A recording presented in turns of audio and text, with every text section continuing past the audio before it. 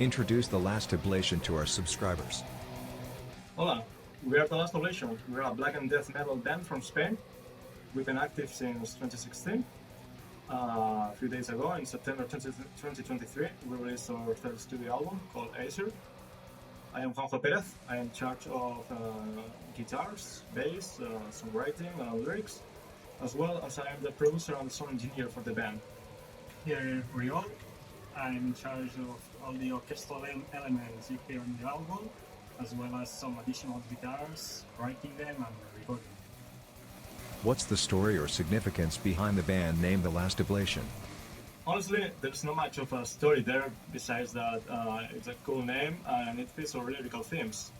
We talk about mythology in some of our songs for the people that know us. We tend to write a couple of songs per album, just talking about gods or just general mythology. So yeah, I think that's fitting for the band. Also, the definition of oblation is like an offering to a god. So we thought the name The Last Oblation means that this is the good one. Can you share some insights into the creative process behind Æsir? The writing process for this album was very unconventional. At the beginning, we had like 3 or 4 songs written, and we were planning about releasing a short EP with 2 songs. But time was passing by, and his creative incontinence struck again, and we ended up with the 7-song full-length album that it is now, and we are very proud of it. Yeah, the creative process is nothing crazy. It can only be reduced to what do you want to have, what do you want to hear. Just like the idea, I want to have a song with a flanger effect. So you keep trying at it, you keep composing. Maybe you don't even use it for the song, but that helps you to strike and quick start the whole creative process and start writing. As we told you, I have quite incontinence when it comes to write. I cannot write a thing, or I can just keep pooping out songs. So that's what happened with Æsir. It was an experience just focusing on composing. I didn't think an EP was the right choice, so yeah, we just pushed it for a LP. And since our second album, we were working with orchestrations. For the second album, I had written most of the songs. Then Uriel came out, and he worked on the orchestrations. For this one, we worked on the orchestration from scratch. So there's some songs that you had orchestrations before the heavier stuff. So that was different. And I guess the most important thing for us on our songs are catchy riffs, catchy chorus, so you can sing along the song and just blend those things with the black and death metal, maybe some technical stuff, and blend it in, put it in a blender until it sounds like The Last Oblation. What themes and emotions did you explore in this release? That's actually an amazing question, because this album explores some strong emotions lyrically that could easily fly over your head if you are not listening to it or you're not reading the lyrics. We have songs like Hate Crown, which we wanted to evoke a strong feeling of despair. You have King, which is a very hate-focused song. I think it's the most heavier hate song-inducing that we have up to date. But you also have songs like Metal Races, which, even though it's brutal in their own, they send a message of hope and adventure. Even with some of the instrumental songs, you can hear the feelings that we try to evoke to you, like on Eclipses. Of course, you have your mythology-centered stories and legends and myths in Scales of Fate and Æsir. Yeah, in terms of lyrics, there's a big focus on mythology, not only in this album, but in our entire discography. And we are fascinated how ancient cultures looked at and created gods to explain things they couldn't understand, like life, death, and nature. And we are fascinated by these stories, and we like to give them our personal twist. Could you give us some background on the album cover art and how it connects to the music? We wanted to share a different message with each song. That's something that is very difficult just with the cover art. That's why we did a different artwork for each song. You can check that artwork on our social medias, on Bandcamp, and also you can check it on the Canvas feature of Spotify. We know music is a medium that you have to hear, but we also want you to watch it and feel it. You cannot touch it unless you touch him. But but yeah, just with the artwork, it brings you a strong feeling when you listen to a song and watch a specific artwork for it. So we wanted that for this song, for this album. For the art, I knew I wanted something giant, something colossal that inspired an uneasy feeling. I think this artwork captures well that feeling. Also, I wanted something new. I didn't want to have all boring logo in the cover. I wanted to try something else, so we just put our symbol in the cover, as well as our name is very little. You have the album name with big bold letters, and then you have the Last Oblation, just tiny letters on top. That reminds me of a video game cover, something that I personally like how it came out looking. Yeah, something I wanted to try, and I guess I'll be regretting that I haven't tried it if I didn't do it. So yeah, that was cool. Why did you decide to use orchestrations in your music, and how do you personally believe it has affected the music? We started using orchestrations when our past album Ascent was almost written. That was the moment when I joined the band, and he asked me if I wanted to write some orchestra for the music, and we did some tests, and it became very natural for me. The moment the orchestra was speaking to the music, and yeah, really cool for me having the privilege of writing the orchestra for this as a music. And for this album, we had in mind that the orchestra had to go in the album, so we had written everything from scratch along with the orchestra, and everything was very more integrated into the music. So yeah, it's cool because the orchestra in this album has its moments to shine and be the protagonist of the music, but also there's moments where you can barely hear the orchestra. And it's cool because also the orchestra gives room to the music to breathe, right?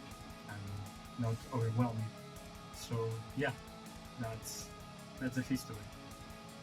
I wanted to put orchestrations in my music since day one, but I didn't have the knowledge nor the skill to transmit what I wanted with so many instruments that I really didn't know how to play.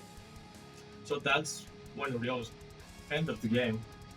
He joined the band when we were writing our second album. We already had almost all of it written, but I didn't release anything because I thought it was missing something. So that's when it hit me. I need orchestrations. So I talked to him.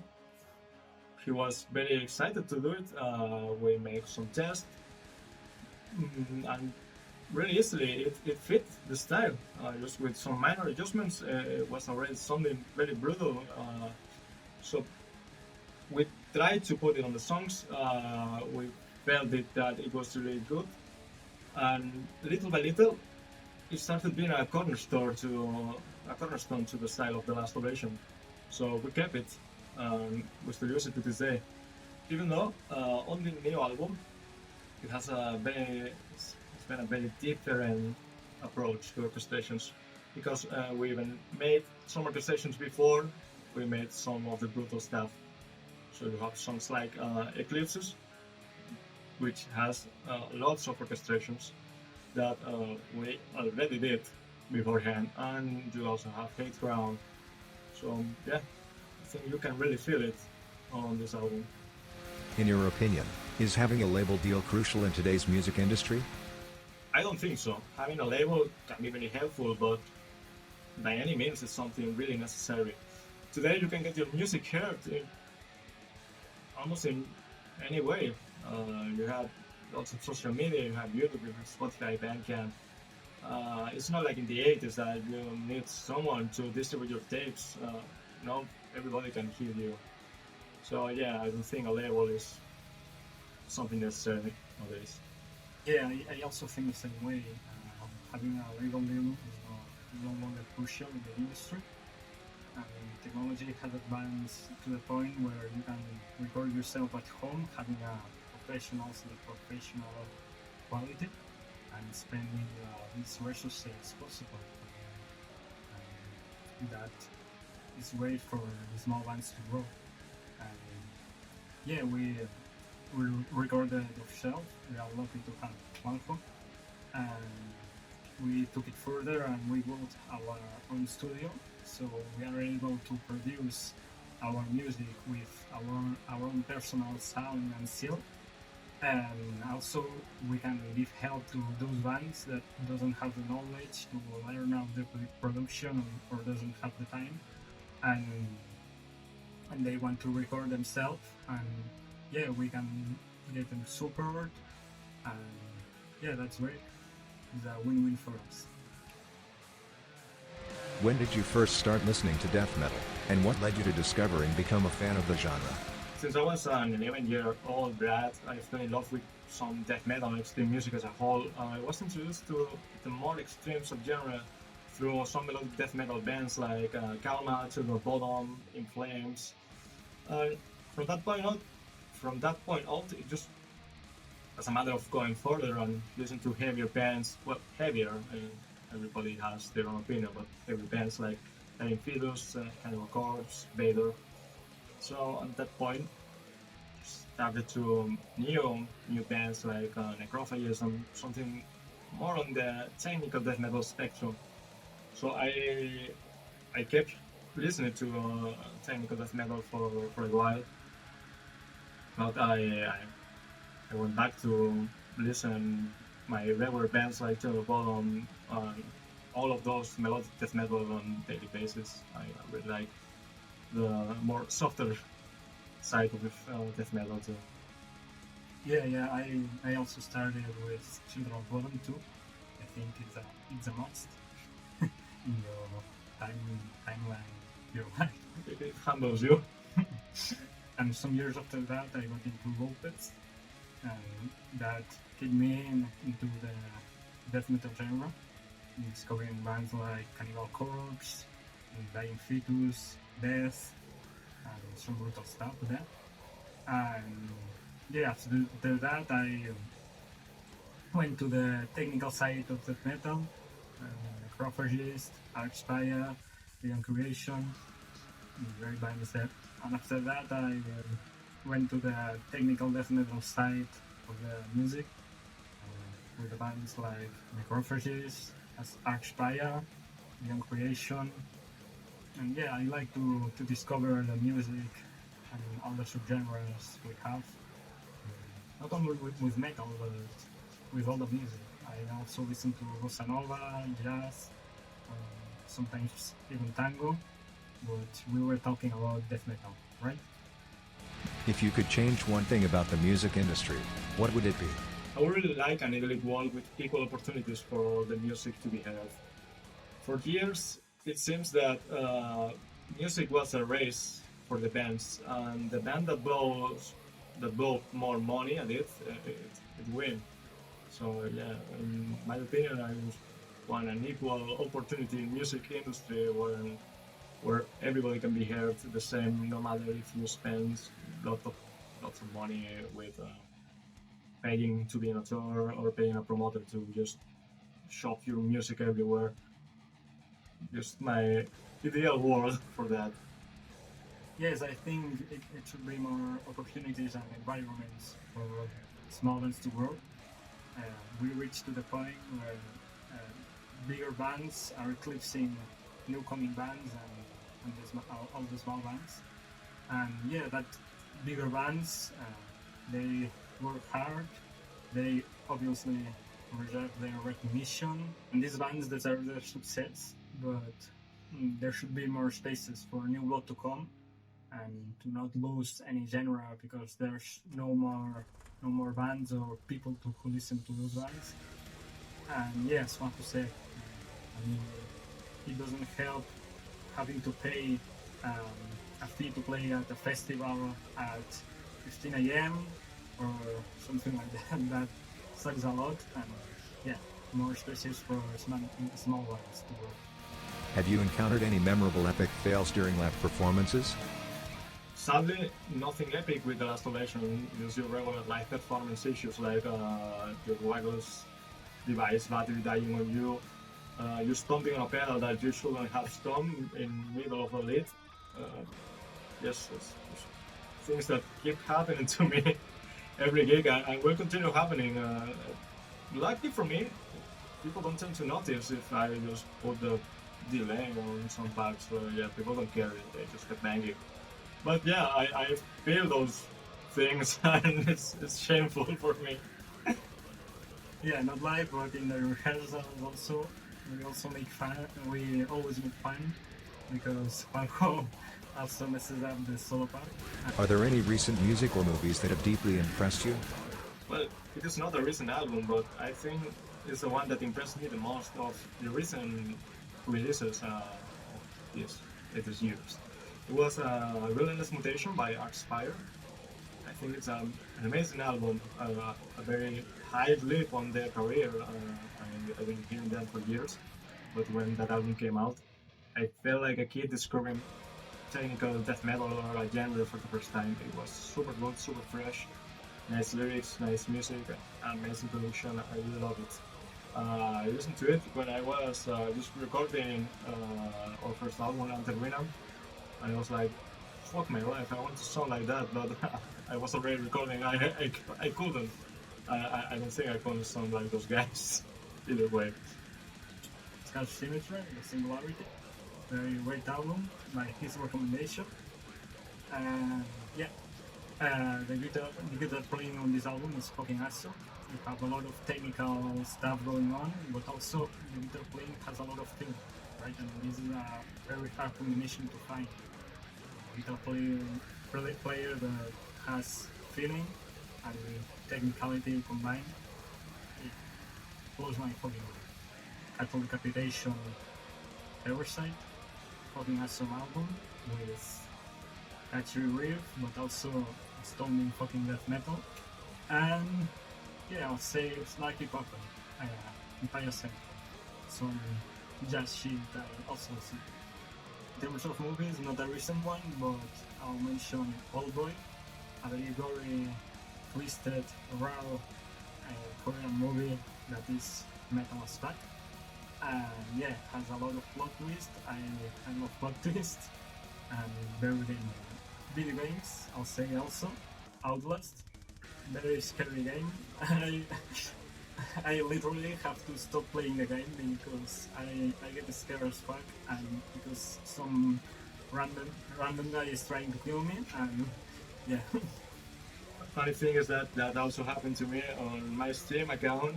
My gameplay for Outlast is like 7 minutes because on the first jump scare I just quit. I got scared. I'm not one for horror games. Are there any recent music or movies that have deeply impressed you? I think it can only get better from here. You hear the younger generations or the new bands, and they're playing better, faster, more brutal. And I think in a few years from now, we will have a whole new death metal wave that will blow all of us away. It's amazing how rapid the genre is evolving.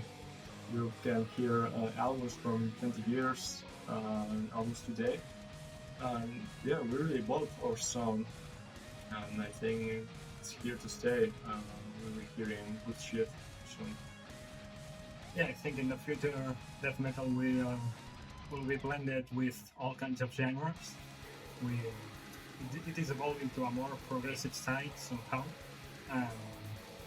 Yeah, people will be mixing death metal with rap and shit.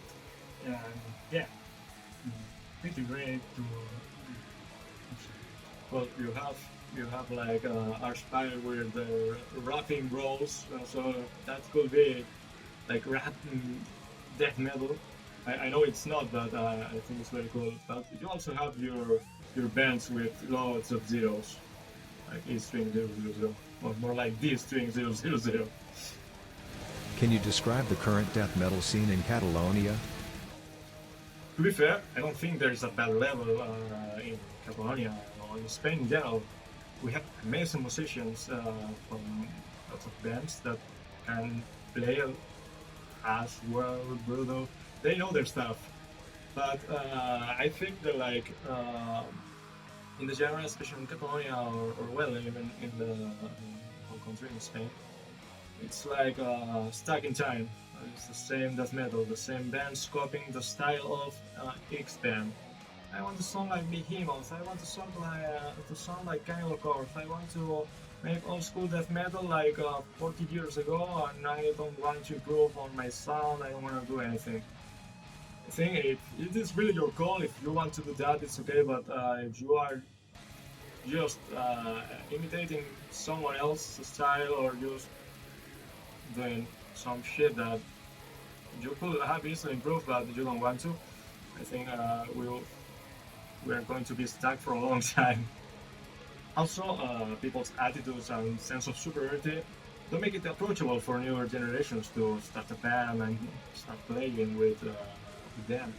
I think the most people in the extreme metal scene in our country are gatekeeping it for the newer generation, so it's harder to find like newer bands doing something interesting or maybe something just new.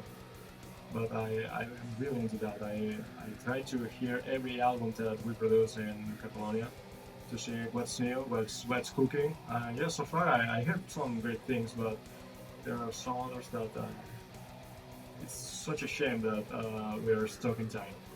What's your top favorite death metal album of all time, and why? I cannot decide on just one or a top of favorites, so I just throw some in. I have Hate Breeder by Children of Bodom as well as Fall with the Reaper. Those are albums that I listened to a lot when I was a kid, and they really humbled me and showing me that there was a lot more to guitar than I thought. So yeah, I just keep improving and myself just hearing those guitars. I also had lots of virtuosos like Mansfield and all of that, but we are focusing on death metal, so I will just keep away from that. We have Cannibal Corpse with The Bleeding. It's a very brutal album. The first time I listened to it, it was blown away. But we have Property for Sentinels by Allegion, Relentless Mutation by Aspire, or even The Radical Covenant by Hans Grossman. I cannot decide. I have lots of albums. I could keep going, so I just shut up. Yeah, it's very difficult to choose only one album. There's so many great bands out there, but I'll say Still Life by Opus was even it's difficult to choose only one album for Opus discography, right? But yeah, it was the first album that it was the album that got me into death metal and listening more progressive music and different music than I used to listen. Yeah, very brutal and also melodic album right there. What plans do you have for the future of the Last Oblation? We are really working on our next album, so yeah, that's what the next step for us.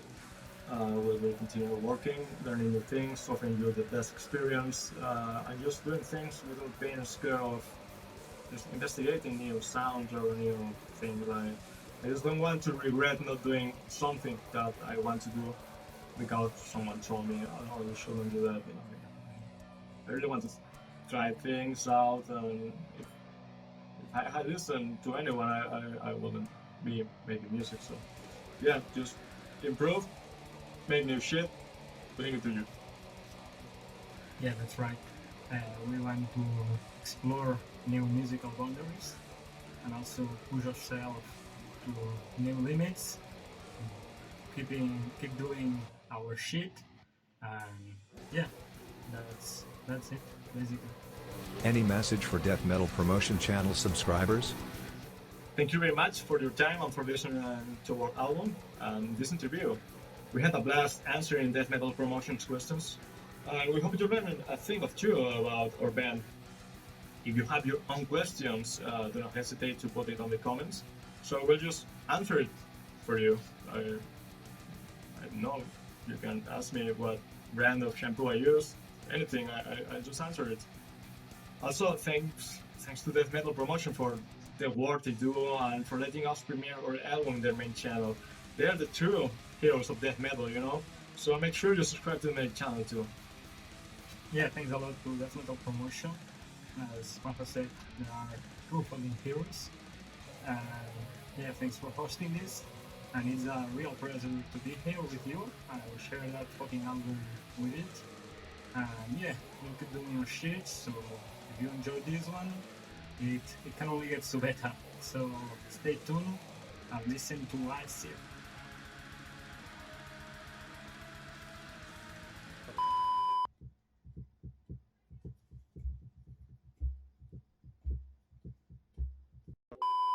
Any message to MD?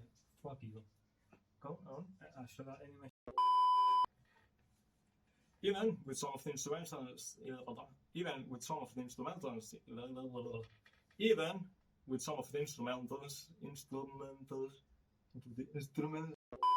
Our past album, Massen, was almost written.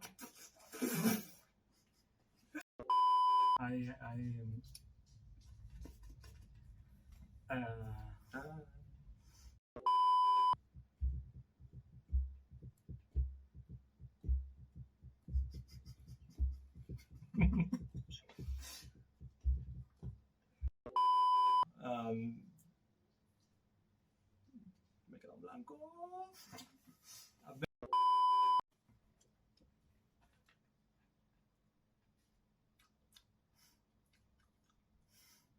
We're doing ASMR now. Fuck, ¿por qué es tan largo esta mierda? So, yeah, and when the solo came. Not so funny now. No.